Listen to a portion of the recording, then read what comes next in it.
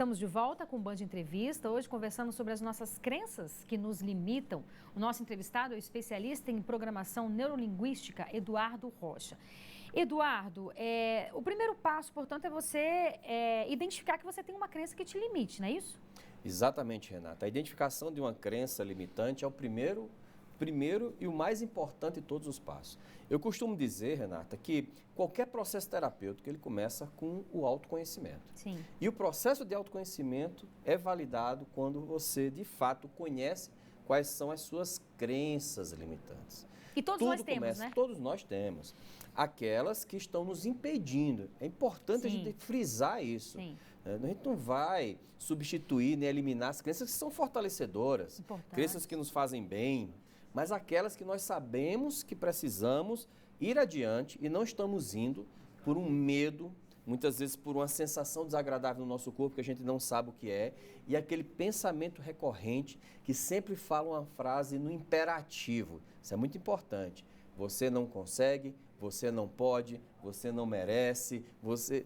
Então, essa frase imperativa, que muitas vezes é difícil até de substituir de uma forma mais natural, normal, essa que a gente reconhece como uma crença limitante, que traz a frase, traz a sensação e nos impede de ter o comportamento. Inclusive, Renata, as pessoas até me perguntam qual a diferença de uma crença limitante para, por exemplo, você não conhecer sobre algo. Uma vez uma pessoa chegou para mim, essa história é bem curiosa. Disse, Eduardo, eu tenho uma crença limitante sobre venda, eu não consigo vender. Eu disse, que coisa curiosa, né? Aí eu perguntei para ela, você já fez algum curso de venda? Ela disse, não. Você já leu algum livro sobre venda? Ela disse, não. Você já tentou vender antes? Não. Você já viu alguém vendendo o produto que você quer vender? Eu disse, não. Então você não tem uma crença limitante de venda, você tem uma incompetência limitante de venda. Perfeito? Sim. Você não sabe fazer. Então, nós temos que separar o joio do trigo. Verdade, verdade. Uma coisa é eu ter um desconhecimento completo sobre aquilo. Outra coisa é eu tentar fazer algo e não conseguir por algum impeditivo emocional ou algum pensamento que está fazendo com que eu volte sempre àquela coisa, né?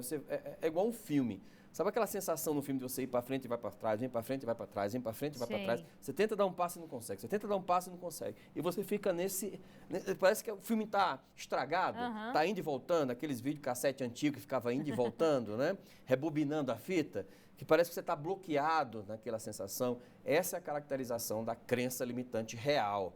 Aquela que de fato está impedindo você de seguir em frente. E como é que é esse trabalho para que a pessoa possa substituir, como você falou, romper essa crença, né? Algo que ela acredita e que não é real muitas vezes, né?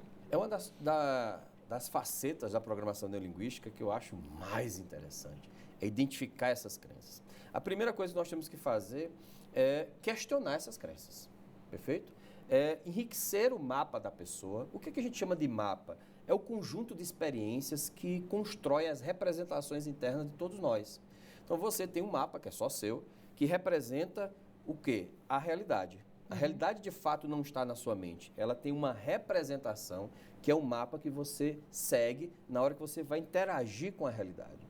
É nesse mapa, na construção desse mapa, que estão as nossas crenças. O que eu posso fazer? Eu posso questionar as crenças, verificar quais são as evidências, quais são os fatos que realmente comprovam que aquela crença existe ou ela é um factoide interno. Eu costumo dizer que os fake news começaram aqui na nossa mente, né? Nós somos especialistas em criar fake news para nós mesmos, né? Por meio dessas crenças limitantes, né? E o outro fator é enriquecer o nosso mapa. E olha só que coisa curiosa, quando eu gero novas possibilidades, as minhas crenças limitantes, elas mudam de perspectiva dentro da minha psique, fazendo com que, se eu enxergar aquilo sobre uma outra possibilidade, eu posso começar não mais a alimentar essa justificativa que eu tinha para uma possibilidade única e agora perceber que existem vários cenários onde aquilo se aplica. Por exemplo, quando a pessoa diz assim, vamos para um caso bastante prático, eu não consigo vender. Já fiz um curso de venda, já li um livro de venda, e eu pergunto para essa pessoa, como seria se você vendesse?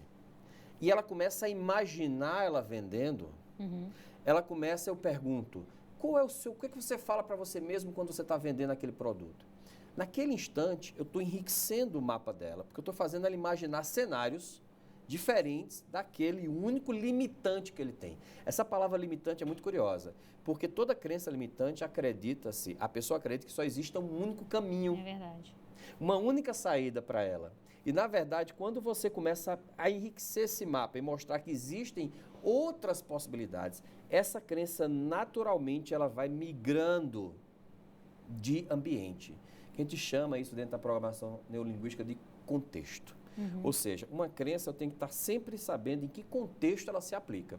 Se uma pessoa diz assim, eu não consigo fazer uma cirurgia, eu disse, você já estudou, vi alguns vídeos na internet, eu fiz um curso por correspondência online de cirurgia, eu disse, ainda bem que você tem essa crença. Ótimo, continue com ela.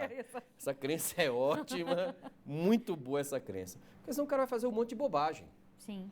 Perfeito? Então, essa crença é uma crença que está protegendo ele. Ele vai perceber depois, ele vai precisar fazer um curso de medicina, que ele vai ter que se especializar, fazer uma residência, para depois se aventurar a ser um médico cirurgião. Né? Então, as crenças, elas são muito sensíveis a esses ambientes na qual ela se enquadra.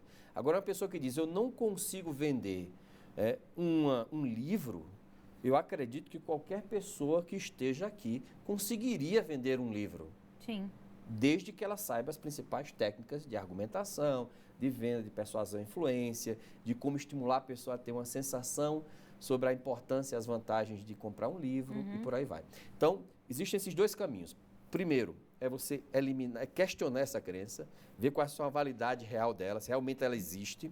E a outra é enriquecer o mapa da pessoa, fazer ela ter vários processos imaginativos, criar novas circunstâncias, para que esse processo também faça com que ela navegue de uma crença para outra, né? Então, esses são os processos cognitivos que a gente mais utiliza. A gente vai fazer mais um intervalo para que a gente possa aproveitar melhor o próximo bloco e falar sobre esse tema que é tão importante para todos nós. E olha, a gente lembra que esse programa ele é gravado, mas você também pode participar com comentários e sugestões de entrevistas. Anote o nosso telefone 999769204. Agora a gente faz mais um breve intervalo. Não sai daí que a gente volta daqui a pouco, eu espero você.